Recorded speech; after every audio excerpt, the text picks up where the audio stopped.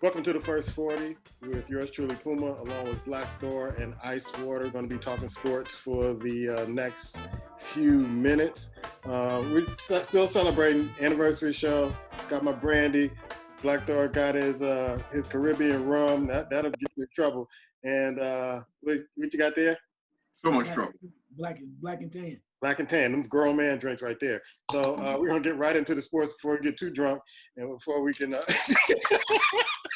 Hey, hold up. We'll take one more sip. Then halfway through, we'll take another sip. But Now anyway, they wonder why. Now you know. all right, clear the field. All right, so men are gonna do some drinking. Hopkins and Watson, back the removal of the John Calhoun name on some of the one of the Clemson buildings, and they want it taken down. A lot of things have been happening. We're going to go with NASCAR. We're going to be talking about some of the stuff that's been happening there. But I was just listening to Coach Dabo's speech, and to me, Black, it just didn't hit the mark as far as him really kind of relating to what's really going on.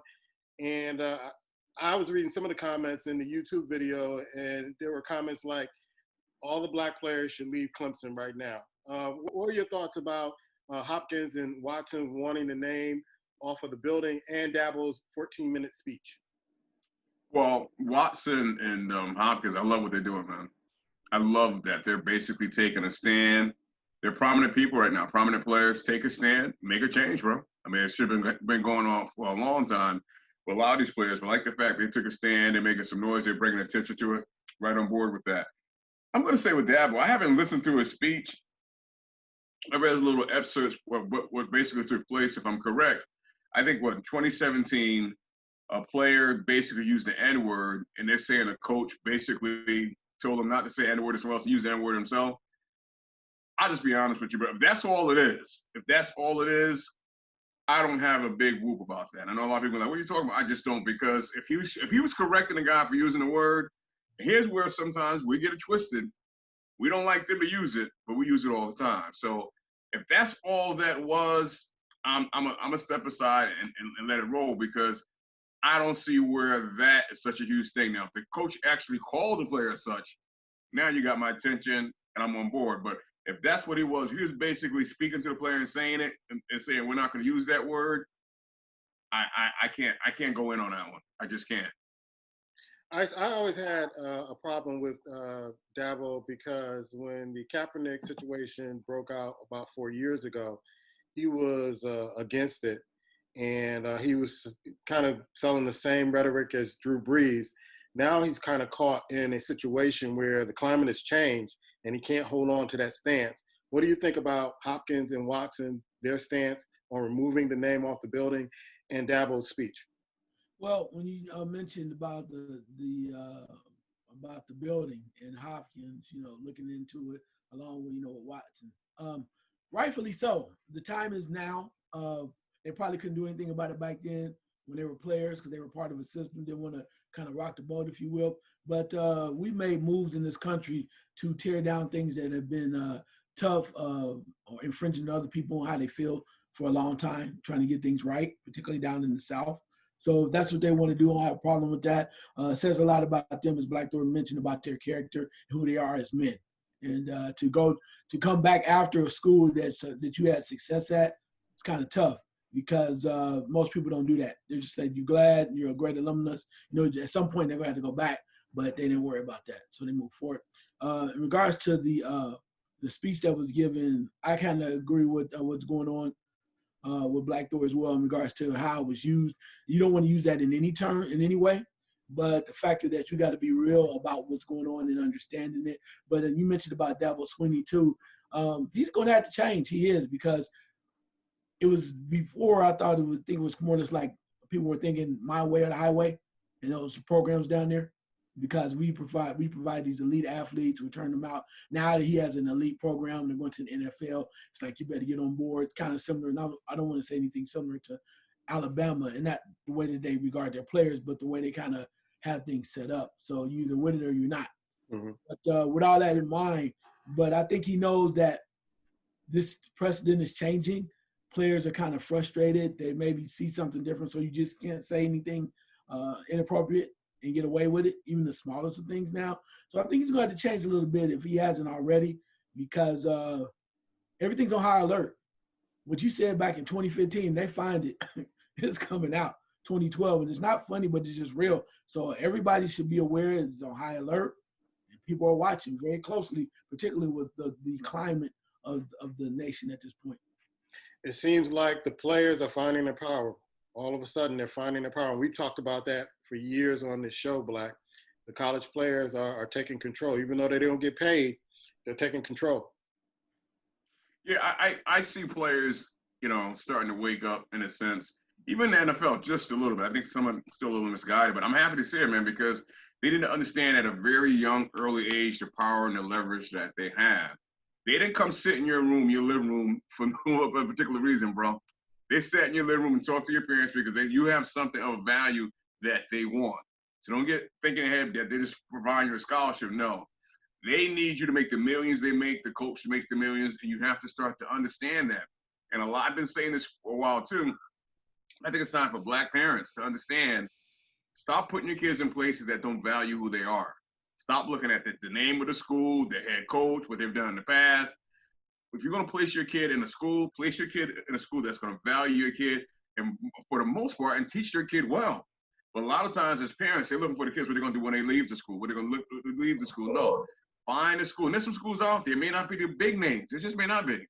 I'm a firm believer. If your kid has talent, they will find him. You got scouts traveling the country night and day. That's all they do is look for talent. So if your kid is talented, no matter where you play, it could be in the backyard somewhere, they're going to find you. But stop putting your kids in these schools that have these big names and these traditions, and they care less about your kid. I think there's going to be an influx of Black college athletes going to HBCUs because, like Black says, if you have the talent, the NBA and the NFL are going to find you.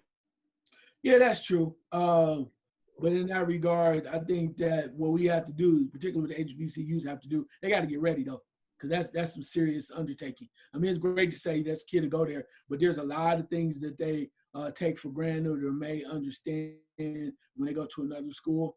And what I mean by that, there's a certain way that certain Division I schools treat their athletes, and you got to be ready. And it's not to say that HBCU schools athletically are not ready, but you cannot miss anything. You have to be on point. Your programs have to be top notch and first class. I think it's something that would be good down the line, but you just have to be ready. And then in regards to the kids, I tell you, I've talked to a lot of athletes. I watched them since high school. Cats like Michael Redd. I knew Michael Redd since he was in high school, and I had a conversation with his dad. I said, once you leave high school, this is a business. That's what it is. You have to understand that, and you have to understand your value. You understand what you're worth and how you're being treated and how you're being looked upon. So you have to understand that this is a business, and that's just what it is. So with these kids, and when they come out, I've noticed over the years, it's almost as if those parents are like turning their kids over to these coaches, like they're these great socialites or these great people with money that are going to change their kids' life. They're going to make them better. They're going to make them the person that they never would have been if they stayed down in Richmond, Richmond, Virginia, or wherever they came from. They're going to make them these better people that they came from Compton, California. But at the end of the day, the players are making these schools and these programs better. Yeah. You have to understand that. And I know it can maybe a lot for a lot of parents, but you got to get in tune. You got to get somebody from your family or somebody that knows so you can really understand. So when somebody sits down in your living room, you have everything in front of you and you can ask the correct questions to make sure your kid's in the right place. Good points, guys. Black, I'm going to go with you on this one. Michael Jenkins says the NFL owes Colin Kaepernick an apology. I think it's the right message, but I think it's the wrong messenger with Michael Jenkins. Because if we remember, Michael Jenkins kind of sold Kaepernick out with the NFL with that like $80,000 kind of hush money to kind of put the protests under wraps. Your thoughts on this? I'm going to use one of your words, man, that you use so eloquently. I disagree with you.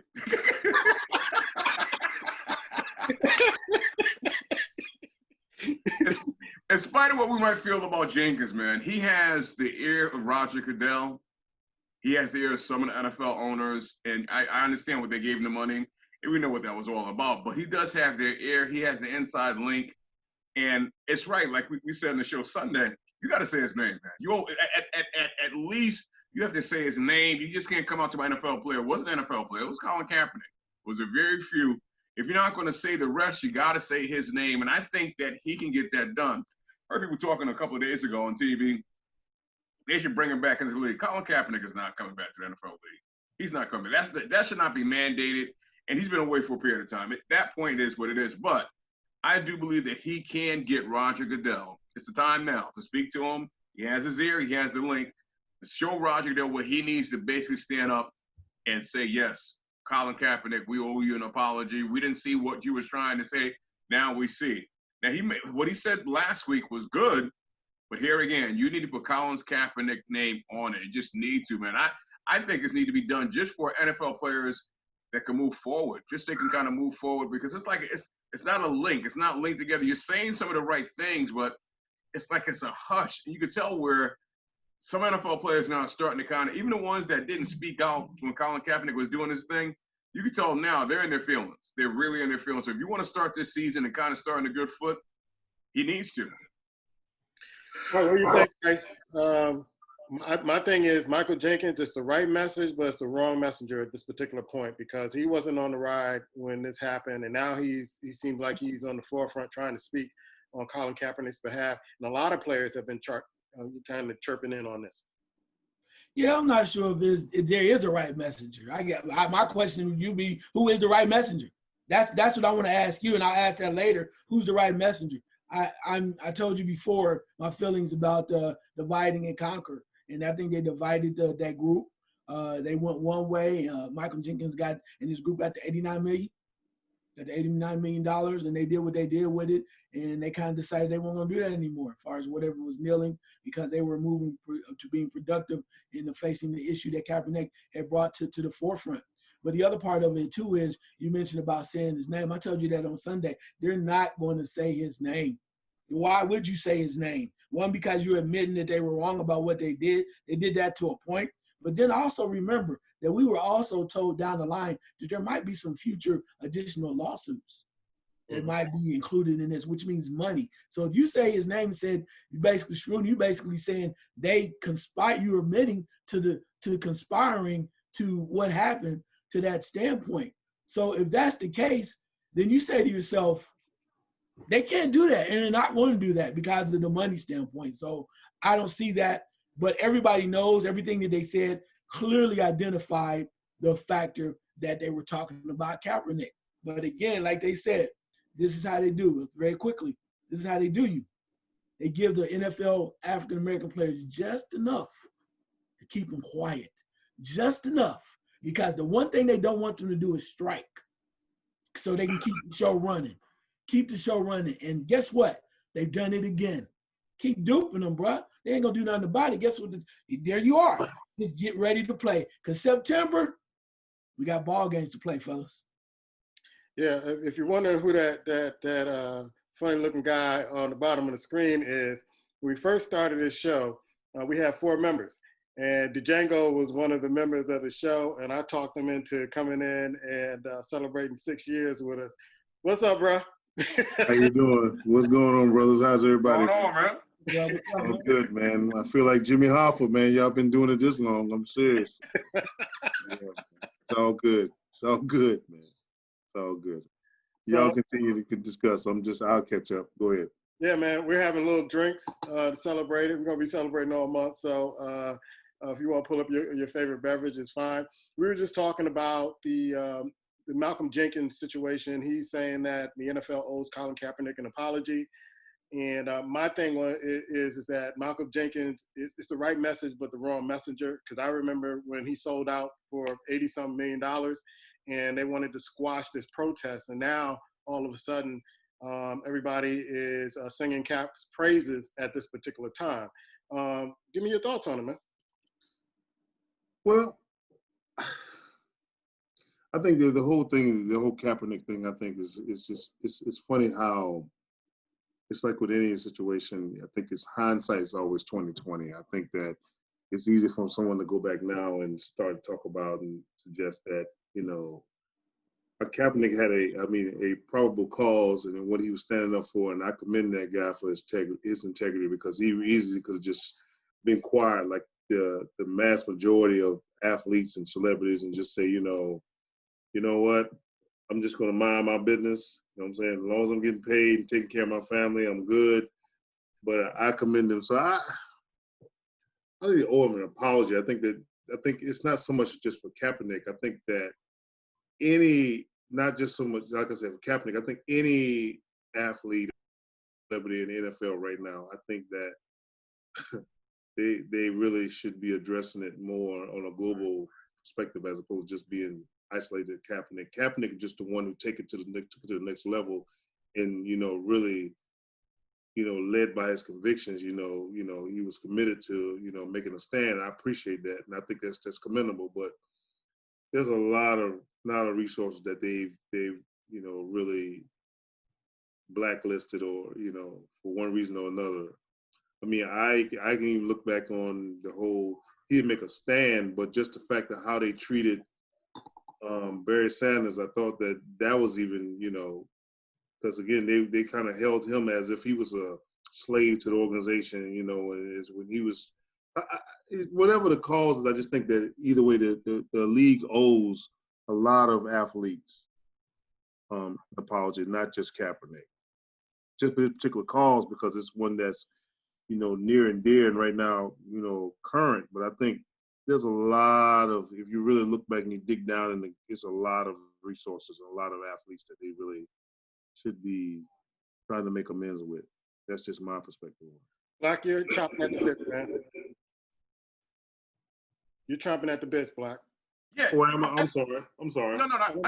I got a quick question, man, because I thought I heard this recently where the players that put together that coalition, and Jenkins was part of them, that they're pushing Congress. They're using Congress now, pushing Congress to basically eliminate the it's a bill they put in front of Congress. It's actually gaining speed to remove the immunity for police officers when they're charged with certain things. Yeah. So I think that sometimes, man, and I'm gonna, I know it's easy to say, I know you used the word sell out for Michael Jenkins, but I think sometimes these cats might have been working behind the scenes just because it wasn't getting notoriety and we're hearing about it. We assume they didn't do anything, they took the money and ran. But if they're trying to get that done and it's being worked through Congress, you got to give them props for it, bro. At least I think we should give them props for it. It may not be something spectacular, but it's not like they're not getting work done. Because it takes a while to get anything done in this country. Nothing happens overnight. So if they're basically almost apt to where that's going to happen, I tip my hat to them, man. I tip my hat. Okay. Ice, I'm going to give you the last word on this, bro. Yeah, I mean, I think that's noble if that's what they're doing, because that means that they weren't just sitting down waiting on the money and cashing it and moving forward. But again, I said it from the beginning, everybody's saying they're behind Kaepernick, but at the end of the day, even with his buddy Reed, nobody lost any checks, bro. Nobody lost checks. Reed got a check. The only one that did not get a check, and they tried to set and use him as an example, was Kaepernick. And if I had 5 minutes with that brother, first thing I would ask him is, how the hell you feel when you're out there by yourself, bro? It's great to do all this and kneel on one knee, but you still getting paid, bro. You don't need Cobra. You know what? I'll talk about that Cobra quite often. I'm leave that right there.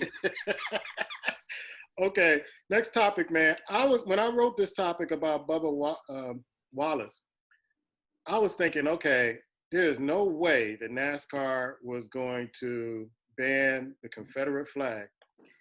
And I'm watching TV today and I see the breaking news, Ice, and I'm like, what? And what I found out is that they've been working on this for about 4 years now, for about 5 years now, when the new head of NASCAR was saying, we got to get rid of this flag. And then they rallied behind Bubba Wallace. What are your thoughts behind this? Man, I'm going to just say this. Granted, their hearts might be in the right place. That's been a long time symbol with racing, right? It's been a long time symbol, particularly with NASCAR. But look at the numbers, man. I hate to be a pessimist, but their numbers are going down the tubes, bro, in regards to people watching. And the only way you're going to try to build that up, you have to reach young people. And that's an image. And particularly with African Americans, if you running the rebel flag, bro, I mean, I don't know how many folks gonna be like, yo, yeah, number 47, hell yeah. It's not happening. So, and I think you have some of the other folks that are not the minorities, younger people now are kind of come to realization, maybe that's backwards, back time thinking. And so, yeah, so I think they're doing it because they're trying to improve their numbers. I mean, granted, racing is great, but now it's all about the money. If you don't have the numbers, people not watching on TV, that's where the sport starts to go straight down. Black, were you surprised just like me when this news came out? A little bit, but I'll say this, man. And, you know, NASCAR is the one sport, if you want to call it a sport. I've taken my son to NASCAR a couple of times, man. And the folks there are pretty good, I got to admit. You'd be surprised. It's not many of us going to it, but I was in Charlotte, and they treated us well when I was there. I have a family section, and that was cool. But I'll say this. NASCAR makes so much money just off the car alone, bro. Look at the cars in NASCAR, all the advertising is on NASCAR. Now, you have Bubba Wallace basically under Richard Petty driving. He's going to be their marquee driver for a long time. So basically, they could have been thinking about it for 4 years, but when he came out and said it, you got to get it done because you want that influx, not only black people coming to watch, just the young people following it in general. And Bubba Wallace is starting to speak up. He's starting to take a stand. So yes, in my opinion, they're smart to basically say, you know what, let's get this out the way because not only TV ratings, you don't want to see the advertisers on your car walk away. So if NASCAR, in my opinion, wasn't even on television at all, they could survive just off basically the advertising they have in their car. They basically almost had NBA putting advertising on their jersey, and they decided to stop because they make so much money just on the mere fact of the car itself. Look at the NASCAR hood, the trunk, everything. You got about 30 companies advertising, fighting to advertise on it. So basically, they look at Bubba Wallace, and they were smart to realize, you know what? Let's get behind him and ride. Instead of fight what he's trying to say, you need a new face. Jimmy Johnson's starting to move away. He's going to be the new face of NASCAR. He just is. Django, I know you're in North Carolina. I spent some time in North Carolina living with your family, and I got to think there's some NASCAR fans down there and say, you know what? If I can't wave my Confederate flag, I don't want nothing to do with NASCAR. What are your thoughts on this, man? I mean, I have, this is one of those sports where I have, even though it's very prevalent in the state I live in, but I really rarely keep up with NASCAR. I rarely keep up with, the drivers, and just the whole, so my input, I really don't have a lot of input on this one. I really don't have a lot to say about NASCAR. I'd rather go to a freaking tractor pull than a daggone go to a NASCAR race. That's just me. But I'm just being honest with you. I'd rather go to tractor pull, but because it's it's just different for me. So I don't have a lot to say on that. I go to drag racing, yeah, but NASCAR, no. So I'm thinking, Ice, are they trying to get the black dollar with this? Are they trying to get being more inclusive, people of color? And this is their strategy in doing it? Well, I think not just people of color, but I think, as you mentioned before, the younger generation.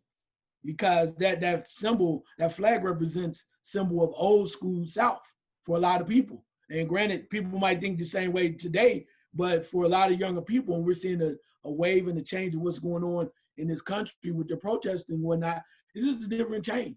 And as it was said before about them making money on the cars, people had to see that. They had to see those things. They had to see that, and the advertisers had to see that as well.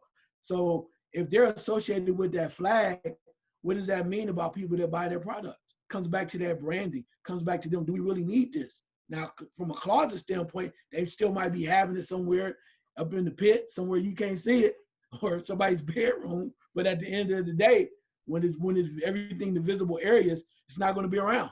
And they know that. It definitely comes back down to dollars and cents, and attracting a new audience. Black, are you going to be watching NASCAR now? You already been. I've never been to NASCAR. You're already been, man. I'll put on for a little bit, but I will say this, man. They're falling the line. If you notice, Amazon, all these big major companies, man, are supporting Black Lives Matter. You got to get on board with it, bro. You can't be that corporation now that stands alone And that's part of it as well. I mean, the owner of Amazon came out and said personally, he doesn't care who doesn't use Amazon anymore if they're unhappy with them for supporting Black matter. So basically, these companies, you're almost forced to, at this point, social change is coming, bro. It's coming. So either you, like you said, it's like the old South, you want to hang on to that and lose people. And like I said, younger cats aren't going to look at you, see that flag running around there, here's the sport I want to follow. Here again, if you got a young, invigorating artist or talent that you can support and stand behind, there you go. All right, Black, staying with you on this one, man. The NBA is talking about condensing the 2021 season. And the more and more they talk about this, the more and more I'm saying, just wipe out 2020 and just start the regular season in November like you're supposed to start it, because this is just going to be, it's going to run right into the Olympics, and that's not going to be good for them. Your thoughts, man? I don't know what they're paying Adam Silverman or whatever, but it's way too much money, bro. It's way too much. And I thought at this point he was a very good commissioner, but there's just too much speculation about what they're doing. They don't know what they want to do. They want 22 games. They want this. They want to start the next season in December. You got to be kidding me, man. I mean, I understand there was a pandemic, but damn, you still got to run a business, bro. You still got to run a business. So I'm confused with the NBA. I have no idea. Someone was trying to tell me the other day, well, they're going to do this. It's so confusing. It just really is. And I think that the average fan is going to be confused. So they have no idea what they want to do. None. And here it is, June. You have no clue what you're going to do. You start basketball season July 31st. Are you kidding me? They realize that a few weeks later, preseason football is kicking off. Who's watching them run up and down the court? You tell me, and I'll tell you. Who? You got think all you want. You do not want to go up against NFL. You do not want to go up against NFL. College football is going to be rolling around that time. Who's watching them run up and down the court? I just don't get it. I don't get it. Jump in here to Django. I think that they're trying to salvage something. I think anything is better than nothing. I think that what they're going to try to do is, last update I received, they were going to run like 16 games, all down in Disney. I think it's all predicated on how they set the precedents for it and how they set the stage for it. Because folks are so hungry right now for any competitive sport. They're trying to be one of the first, one of the major sports to come back on TV. And if it's 16 games, it's just a tournament, I really think that you're going to see a lot of folks are going to just tune in. Hell, they can't do any worse. They got freaking Chinese or Japanese freaking baseball on right now. We got stuffed animals in the goddamn stands. So I'm thinking anything is better than nothing. I understand what we're talking about compared to what we had, but I really think that they're trying to salvage some things, and I really wager that I really think it's going to have a lot of folks are going to tune in and watch. It might not be the same, it's not what we had, but I think we'll have a lot of people going to tune in and watch to see the outcome of any type of competitive sport right now. Hell, I'll be honest with you, I was amazed golf didn't prevail through all of this. Because I was amazed. And if they had golf on TV, and I used to hate golf. It was like watching freaking Lawrence Welk show. But I tell you, if golf was on right now, I probably would have watched a number of rounds just to see some competitive sports, as opposed to sitting around the house, sipping on damn drinks and freaking beer, and got daggone going stir crazy. I'd have did it. I'll be honest, I'd have did it. So I think what they're trying to do is they're trying to capture some opportunity here. And I really think that they're going to, you have a lot of folks watching. Hell, you got enough folks watching just the protests alone on TV and all other stuff. So I really think you're going to have some folks watching. That's what I think. Ice, what's up with this, man? You said you were excited about the NBA, man. It seems like they're going to condense the 2021 season. And I think it's going to be real tight trying to do this. It's going to be tight, but the one thing that we're not talking about is the factor. If this had happened, let's say the season had ended abruptly earlier in the first part of the season. First half might have been very difficult. But now we're talking about maybe a max 8 to 16 game, maybe even 8 games to play to get through for the rest of the regular season, and then they go into playoffs. We're talking playoff basketball, man. So that means there's a champion at the end. Guys are probably going to play a little harder, trying to win. So granted, it may not be at the same level as you think. Again, too, this is an opportunity for maybe a team that really wasn't the best at it that it could be at that time is now moving up. I mean, their team's getting players back that were injured. You look particularly if the New Orleans Pelicans make it through, they have a lot of healthy guys now. And if they make it through, they could raise a little hell. So let's say they're the 8th seed, then they mess around and have to play the Lakers. I mean, granted, the Lakers will probably win, but at the same time, that's not the first round you want. And now everybody talking about Zion. Y'all about to see Zion in his whole regalia. So I'm looking at it from that standpoint. You still got to bring it. I like it because it is playoff basketball. And I think you mentioned about shortening the season. I think that's a great idea because the last time they had this strike or whatever, they shortened the season. We got some of the best basketball that we had in a long time because you don't have time to mess around and we'll play hard next week or you can sit out them games. It's like won't be sitting in any games when they shorten that damn season. If you want to win, you got to bring it. So you got to be load management. Man, I'm just saying, if they cut the season, look, this is not. I'm just saying, if you want to win, that you can do. You when you are up and you playing 82 games, you can chill. But if they cut them season back, so you think you're just gonna take 3 days off because somebody's hungry? That's why, even though Portland voted against it initially about coming back, cats like Damian Lillard was like, hell yeah, I want to play. Because you off your game, I'm coming. That's what I'm talking about. See, you talk about that dog, but got all these guys making all this money. You're some dudes that's hungry. Again, sometimes it's like this, man. You talk about desire, versus talent. Certain days desire and it will beat talent, particularly if you don't bring your A game. I'm looking forward to it. So you got one season running into the next season. You don't think there's gonna be some superstars like sitting out? Black, come on, man. I'm just go. Absolutely, bro, absolutely. But now, even beyond that, man, I understand getting back on. I think you should have been playing beginning of this month. This is my personal opinion. That tent has been there forever. I don't know what they've been waiting on. I understand. I just don't understand it. You mask up, you're making millions, go play basketball. That's how I feel about it. But I will say this: you got to realize too that this past season, no one talks about it. The NBA ratings were down, bro, before the pandemic even hit. No one was watching NBA on television. People weren't going to the game. So you think all of a sudden now, just because there's no sports on TV, those same folks that weren't paying attention are going to turn on and watch? I just don't see it. I'm sorry, I don't see it. And here again, football's coming. You have more people watching. You have more people watching a draft.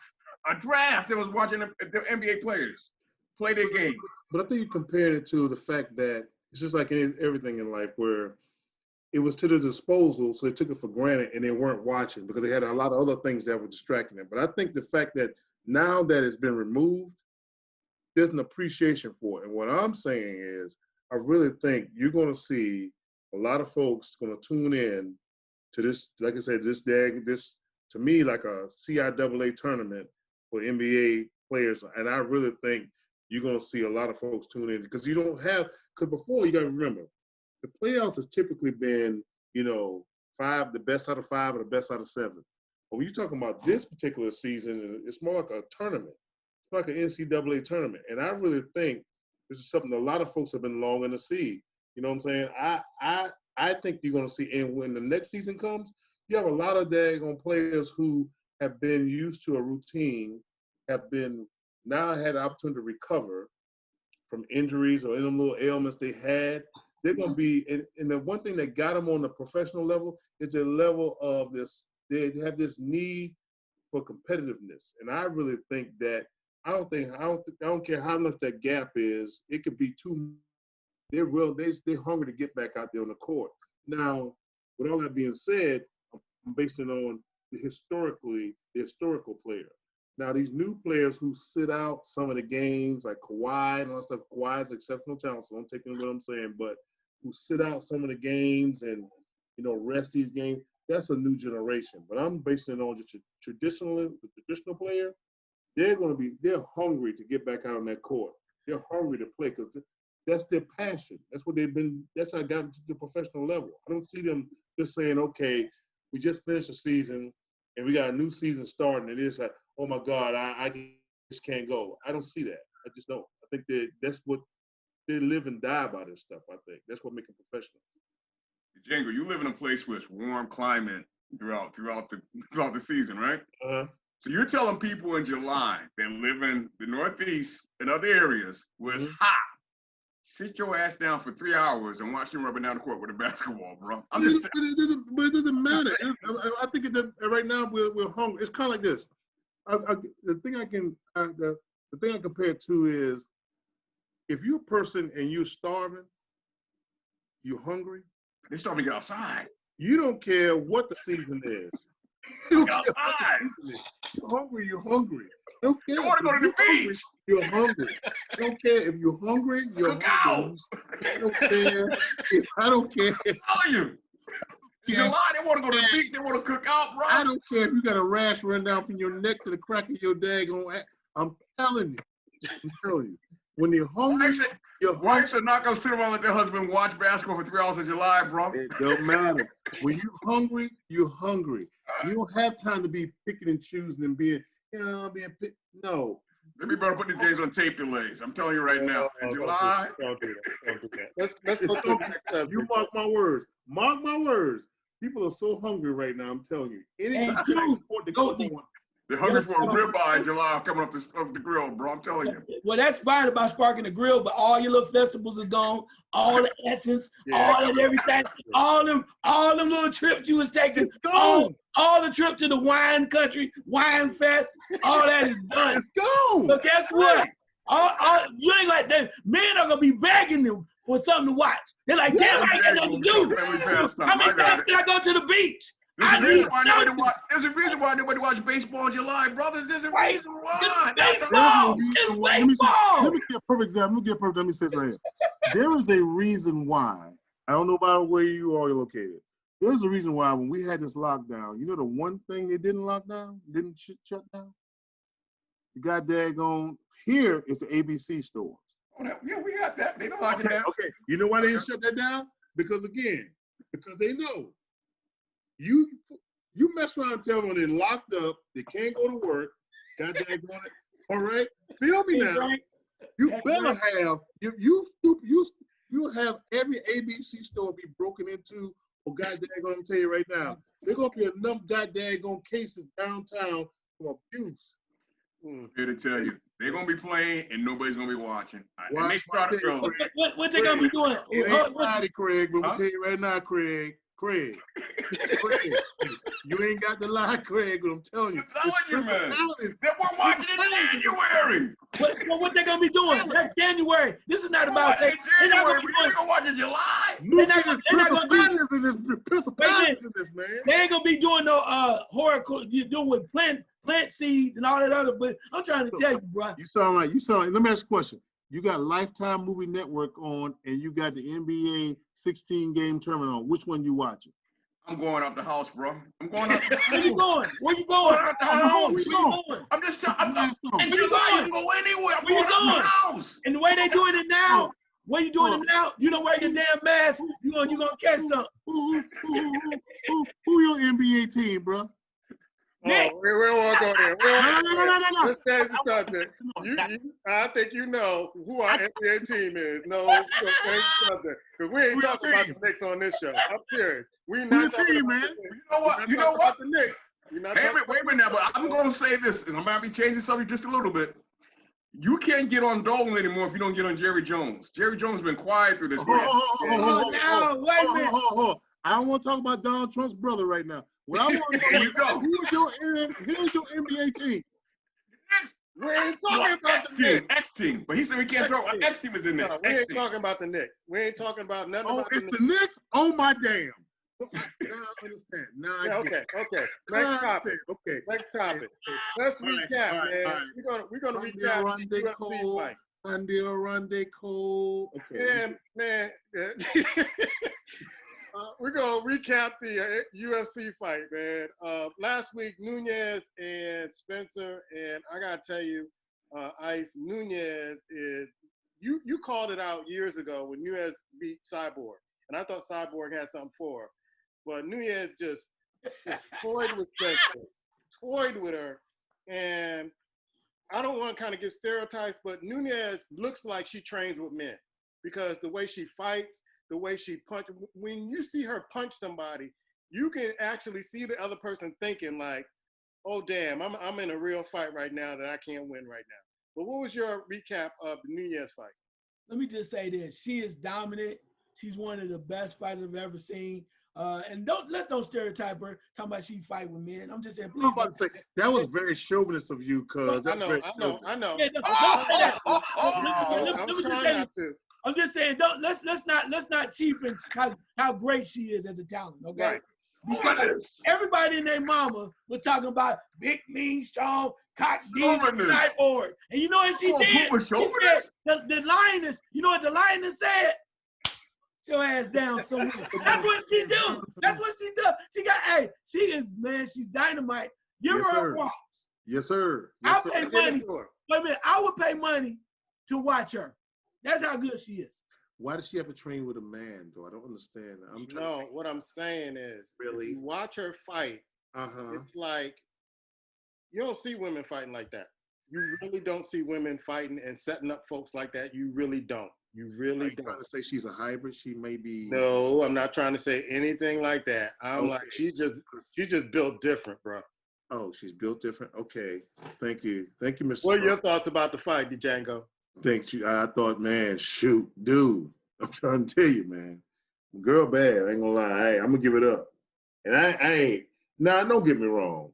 I'm just joking with you. Because, I would say the same thing. She's had some exceptional and advanced training, so don't get me wrong. But she has some natural ability, man, that just, dude, so she came into the training with some natural ability that's unsurpassed right now. I think, so the way she dropped, the way she fought, I wouldn't dare want to snatch her purse and try to run nowhere. No. If she carried one, I'm gonna say her wallet, maybe. She's never wore a shirt to snap at the crotch. Not one time. No. Black, did you see the fight, man? Or? I didn't see it, man. I didn't realize there was a fight on, man. I was waiting for the NBA to get started, bro. Moving right along, still staying with the topic of UFC. Conor McGregor retires again, Ice, again. And we said on the podcast a couple of weeks ago, I thought, and I still think this, he's on the outside looking in. Even though he's a big draw, he's on the outside looking in because he can't be Khabib. He can't be some of the other fighters that have been calling him out. I think he knows that. He may get them in a big card, but I don't think he can handle them at this particular point. Okay, I'm gonna say this. He might be right. Maybe he can't handle them. Listen, and Dana White knows it too. Let's keep this 100. You done named out Khabib. When's the last time Khabib fight? He doesn't draw. Masvidal, whatever. Every time they always looking for somebody else to carry him. Everybody knows Conor McGregor brings it. John Jones draws. And now, as I told you before, I said they're going to wait till the right moment. Now Conor said, I'm going to retire. I'm done. I'm not going to do this anymore. Till that name came up, and I told you this is the name because they know it's about them dollars. Nate Diaz, baby. Nate Diaz. Number 3, straight cash money. Let's do it like this. They're going to wait till the people come back, and they're going to come back and make all that money. So until these other guys start becoming draws in the UFC, I don't want to hear about it. Nobody want to see them. You're not going to pay for that. You know the names are. I know you might think he may have dropped off a little bit, but it's McGregor, it's John Jones, and this crazy man, my man. Let's have a beer. Nate Diaz. Let's get it. Yeah, I give him Nate Diaz. That's Stephen A. Smith's cousin right there. You Stephen A. Smith cousin. Don't you do that. You Stephen A. Smith cousin. Don't you do that. Don't you do something like that. Because look, I know you know what? You're right. I'm sorry. Wait a minute. I know what the hell's going on. He don't. I'm sorry, bro. I'm sorry, man. I'm sorry. Yeah, I did hit you upside the head with that. Conor McGregor's talking about fighting, or Mayweather's calling out Conor McGregor. Django? Hey. Mayweather can call out who he want to call out. I'm be honest with you. Until somebody daggone drop his ass, he gonna daggone call out who he need to call out. I ain't mad at it. Mayweather, I mean, that dude's like Teflon Don right now. I mean, you can't. Because there's a couple times I say Mayweather day ain't gonna be able to make this one, and I swear he made his opponent look crazy. So I ain't got no question with Mayweather. Okay. Whoever you want to call out, he can call him out. All right. I don't know if Black saw this fight last. Did you watch the fight last night with Stevenson? No, If they ain't heavyweights, Black ain't gonna watch it. But there are some heavyweights that coming up. You're gonna get 2 fights with Joshua and Fury, starting in 2021. They have signed. They're coming up with dates. But I want to go to Ice real quick on because I believe Ice and Stevenson, Shakur Stevenson, need to go to Maury because I believe that's your son, allegedly, because he has too many characteristics that you have. But he was so dominant yesterday that he didn't even have his trainer in his corner. And you were texting me, and I'm like, he don't need his trainer. He doesn't need his trainer. This guy goes to work. Beat a 33-year-old veteran who only lost 1 fight and had 11 knockouts, and just hit him with a body punch and just laid him down on the canvas and walked by him. Didn't go to a neutral corner, just walked by him like he ain't getting up. Your thoughts on your son, allegedly your son? My son, okay, my son. I'm gonna tell you, he's only 14 fights into his career, but he's solid. I mean, he's patient. He knows exactly where he wants to go, and he has great people behind him. Well, Andre Ward, guy that's really been there, put the work in, and I just hope they can keep him patient and work through this. But he's one of the top fighters, man. You cannot look at him. You think about people that come from the Olympics and got earned medals and then became world champions. It's only 2 others that walked through that way, was De La Hoya and Mayweather. So I think he's on the right path. He keeps showing you, and it seems so damn easy. Everybody wants you to hurry up and rush and fight somebody of substance. But take your time, relax, enjoy the ride, get your money and your fame. The rest of us going to be there. Let me throw this question out. I'm going to hit Black first with this because I heard Andre Ward say this last night, and Timothy Bradley say this last night that because Andre Ward, he's fighting under Andre Ward, under his tutelage. I want to hit Black with this because Andre Ward seems to feel that the racism in boxing means that in order for Shakur to make money, he has to become a villain, and he started going back to Jack Johnson, all the different fighters. Ali was even a villain because people would pay to see them lose. He even talked about Floyd Mayweather. When he was Pretty Boy Floyd, wasn't making any money. He became Money Man, became a villain. A lot of people want to see him lose, so they'll pay for the fight. What do you think about the concept of a Black fighter has to be a villain in order to make money in the fight game? I'm not sure if it's a Black fighter per se, but I think a villain aspect does play, man. It just does. You want some people to root against. You want someone that kind of just stir your nerves up a little, that you could root against. And if that's the villain, it's it. If you're too much of a nice guy or just guy doing your job, you don't get noticed, bro. But to really push your brand, sometimes you got to kind of be out there and be something a little different that people can latch on to. Mm-hmm. Django, what do you think? You keep nodding your head, and then I'm gonna go to Ice after that. I totally agree with Black on that one. Totally agree. I think in the fight game, you have to have that. You think you got to have that. That's a persona, or you got to have just to be able to garner in the crowd and people to root against you or people to latch on to you. And I don't think you can just be a nice, easygoing fighter who can go and knock on doors or sell freaking cookies. You got to daggone be a dude who really someone, root against, or either latch on. There's such a strong and, personality on the positive side. That's what I think. So I agree with you for that. Ice, when I was listening to this last night, when Andre Ward was making this point, he's like, Shakur doesn't have that in him. He has that wholesome kind of, nice smile. He's a good kid, and they don't want to kind of make him out to be a villain in order for him to make money. He has super skills, but they said they don't want to put that on him so he could just make money. Yeah, I understand that, but as a lady on First 48 once said, there come a time when a man got to be a man.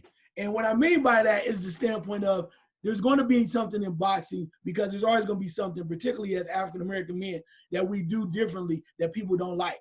And it always comes down to that, and they always point it out. You don't follow this routine. You don't do this and that. And what Mayweather did was instead of saying, hey, instead of making you love me or like me or anything like that, here's what I'm going to do. I'm going to flip the script and market the hell out of it. So, his uncle, Roger, that passed away, was known as the Mexican assassin. Mm-hmm. So when he fought Oscar De La Hoya, he came out with a sombrero with the Mexican colors on, and that just erupted everybody. And Mayweather said it best. He said, you don't have to love me. I don't care if you love me or hate me. I just want you to watch. Because Right. that pay-per-view is the same thing. And the same thing you putting your butt in that seat is what it's about. So I think what's secured down the line, what's going to happen is it's going to change. You know, you look at Andre Ward. You know, he's a nice, pretty straightforward guy, but they dogged him. And he called himself the son of God. He trying to do every damn thing right. He still wasn't good enough. It's always something. The media will, sooner or later, down the line, they're going to find something. They're going to pick at you because they hate perfection. They hate anybody that's too damn good. Sugar Ray Leonard was one of the ones I think about when we start talking about this. Sugar Ray Leonard was one that, you know, had to smile, nice guy, very professional, outside the ring. And, you know, that's what I was just thinking when we was just talking about this. Sugar Ray Leonard. Okay. Black, you got a question for this week? Yeah, why is it no one blowing smoke at Jerry Jones, man, for not saying anything? Like Django said earlier, he's Donald Trump boy. He says nothing, and nobody, you know, the Cowboys. And remember now, he told all his players were basically not nil, and they listened to him, and they're not nil. So why is nobody not giving Jerry Jones any smoke? Ice? I want to know, are there any other owners that are talking, standing out, saying anything? That's not answering the question, though. Well, no, it is answering the question. It is answering the question because as slick as it may be, he's falling back behind that little line when your boy Roger Goodell came out and said what he said. Again, they know. I'm telling you. I told you this from the beginning. When it comes down to these owners, they know it's divide and conquer. They playing this damn mind game. So they let Roger Goodell go out there and he say his little thing. We could not exist without the black players, and then that keeps everybody calm. Dude, we talking about straight gangsters, man. They know what they doing. Jerry Jones don't give a damn. They put Kaepernick out there to set the tone to show you, if y'all black players get out of line, this is what the hell you gonna get. Then they got caught. Then they held Drew Brees even knelt for a damn week. Can we be real about this? Then everybody got caught. They do not want these players to strike, but these players not gonna strike. It ain't in them, bruh. It's not in them. Django, in them. What you think, Django? That's your Yeah, boy. I think you know, I don't have a question, but I'll say, you know, to me, this administration is more focused on how they can keep a positive, or in their mind, a positive perspective on what they're doing, and that's their political agenda outweighs what's in the best interest of this society. It has nothing to do with what's in the best interest of society. They're looking at how can we keep positive momentum and a positive perspective in what we're doing and how we go about things, and how, that's just what it is. So to me, it trickles down to, like you said, to the Jerry Jones, all those folks. They're looking at it from a political perspective. They're not going to weigh in one way or the other. They see how Donald Trump, a lot of those folks have been, invested in, engaged in, and supporting Donald Trump.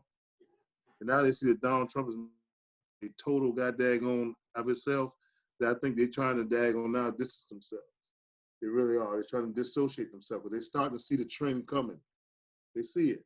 So that's what I think. I'm not surprised at Jerry Jones, because Jerry Jones has been Jerry Jones, and that's what he's been doing. To me, he was Donald Trump before Donald Trump ever daggone became in office, even though I was a Cowboys fan for years. Don't get me wrong. Because I was able to, when I was younger and being naive, I was kind of focusing on the players and the team. But when I keep looking at, for me, it got to a point where I'm going, it's about Jerry Jones, just like it's about Donald Trump. You see what I'm saying? It ain't about the head coach. He puts coaches in place that are not going to overshadow him. The coach he had in place, they didn't have a good rapport with each other. That's why from the Bill Parcells to the Jim Jones to the other coach, he just not able to. He's not. He's. That's why I say, to me, that's why I just have to let the Cowboys go, because I'm like, I ain't gonna say they're not my primary team anymore. Put it that way. They're just not. Because Jerry Jones, until he gets a general manager, he don't want anything to overshadow him. I feel that they're kind of wait and see what's going to happen. They're waiting to see this die down so they don't have to deal with it. But I think they're going to have to deal with it somewhere along the line. I think Richard Sherman had called Jerry Jones out and said, "Hey, you've been talking about everything else. How come you're so quiet now?" So I really appreciate him kind of just calling out a coach. He probably won't ever play in Dallas, but he's talking now. What do you think, Black? I think it's the right thing for him to say something because he was one of the main owners. I can remember saying, "There's no player of mine going to basically take a knee." But I think what's even bigger than this, the Cowboy fans are quiet because they don't want to walk with like Django walked away from the. They don't want to walk away from the Cowboys. So the average Black Cowboys fans keeping their damn mouth set because they know Jerry Jones, who he is. They know his affiliation with Trump, but they're afraid to say anything. They're weeble wobble, but because come September, they want to put on that damn helmet and root for him. And you should think about it. Just like we know what Dolan talked about, you and I say, we're no longer Knicks fans. So we can feel that way. Why can't the Cowboys fans say the same thing? Well, you know what? One thing, let me just say, it's kind of funny because and I think I might have said this to you, but the one thing that for Black folks is traditionally what we say is, Black folk, we tend to be more something that's outside of, our what we can relate to. We'll call it out, and then soon somebody go, well, your so and so, your cousin did that. The one response we have for everything is that's different. That's what I'm about to say about the Cowboys fans.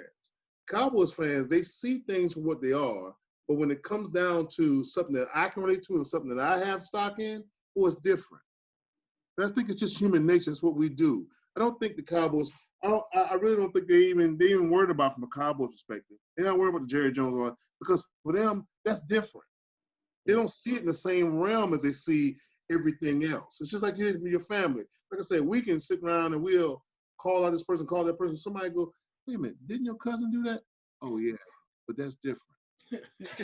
Look, we all do it. We all have done. If you haven't, you've heard it. You've been privy. That's the same thing with the Cowboys fans. That's what I think. It's just different. They don't see it in the same realm. They just don't. All right, ask the question, man. My question is, to D, what's it like being back, bro?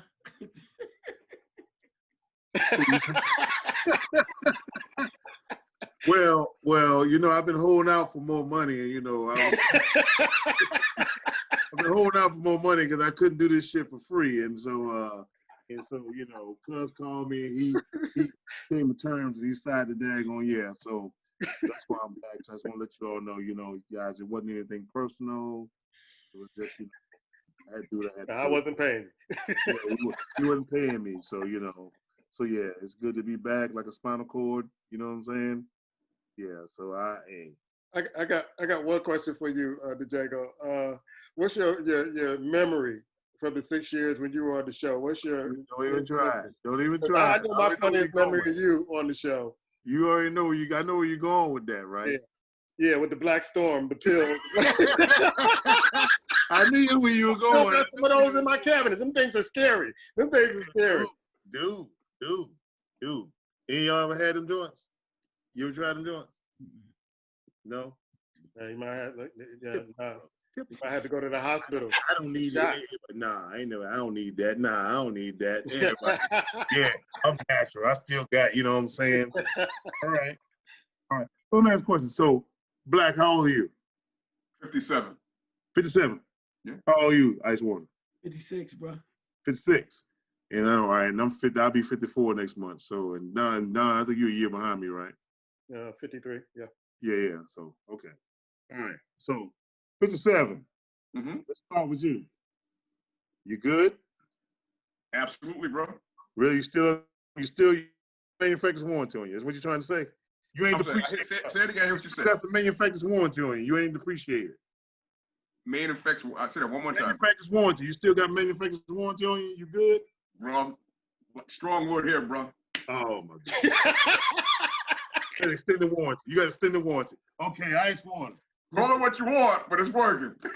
Ice Water. Yes, sir. Really? You good? I'm good, brother. All right. So you ain't no additives or preservatives, right? No, sir. No, sir. No need for that.